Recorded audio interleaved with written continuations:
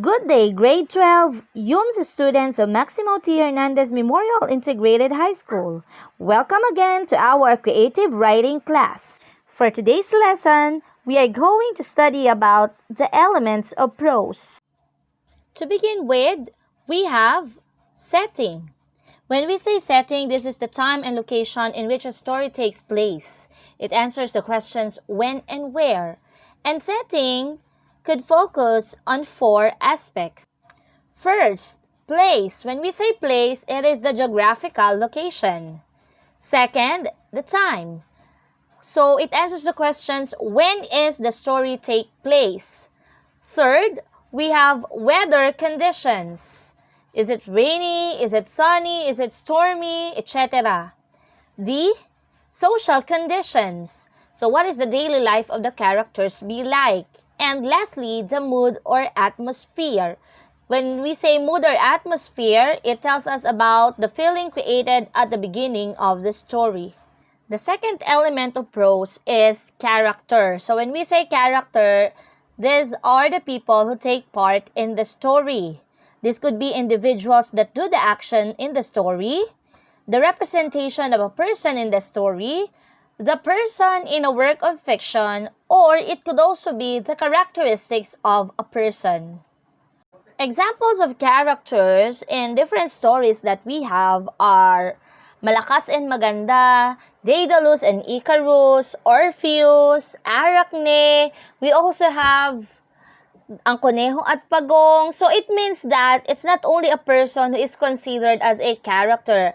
Any animal or inanimate object can be considered as a character in a fiction. So we have different kinds of characters. So we begin first with the main character in a story, which is also known as the protagonist. So when we say protagonist, this is the chief character or the main character who struggles against opposing forces. So in Filipino, protagonist is called as the bida. So if we have the protagonist or the bida in fiction, we also have what we call as the antagonist. So the antagonist is the one that give the opposing forces to our protagonist. So in Filipino, antagonist is what we call as the kontrabida. Aside from the protagonist and antagonist, there are also different category of characters. So we have what we call as the dynamic character, the flat character, the round character, and the static character. Our flat character, these are the characters who have only one single trait or quality all throughout the fiction or the story. So, for example, if a character begins to be a kind, loving person at the beginning of the story until the end, he or she is like that. So, all throughout the story.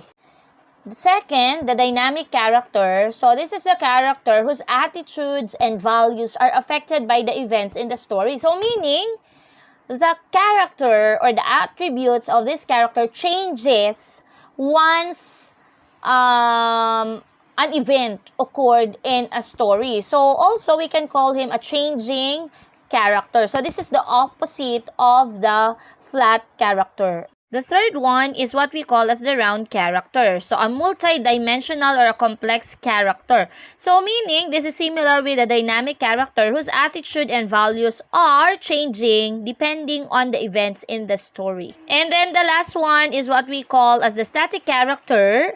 So one whose personality, attitudes, and beliefs remain fixed no matter what kinds of situations are encountered in the story. So meaning he or she does not change all throughout the story. So this is similar with the flat character. So when we are giving characters or when we are thinking of characters in a fiction, of course, what gives life to the characters is what we call as the characterization. So, ito yung nagbibigay buhay sa ating mga characters. So, this is the development of characters as done by the short story writers. So, the way in which an author presents and reveals his or her character. So, there are two ways to do characterization. The first one is the direct presentation of your characters, wherein the author makes explicit or outright statements or explanation about the character. So dito, ibinibigay ng direkta ng writer kung ano at sino ba ang character. So, giving the attributes directly. Wala nang paligoy-ligoy pa.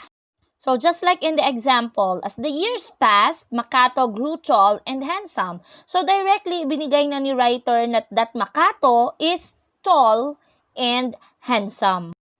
On the other hand, the second kind of characterization is what we call as the indirect presentation of character, wherein the author reveals the characters through actions and dialogue. So, ito yung kung saan ang readers ang bahalang mag-judge kung anong klaseng characteristics ang meron ang character depending on the character's actions, deeds, kind of thinking. So in the example, I would like to go on a journey for an adventure, said Makato. So based here on the given example, we can conclude based on the dialogue of Makato that he is such an adventurous person. So as the reader, we will justify what characteristics he has. So we still need to understand based on the action what kind of characteristics the character has depending on the action and thoughts of the character. Thank you, and I'm hoping that you are with me until our next video. Enjoy learning!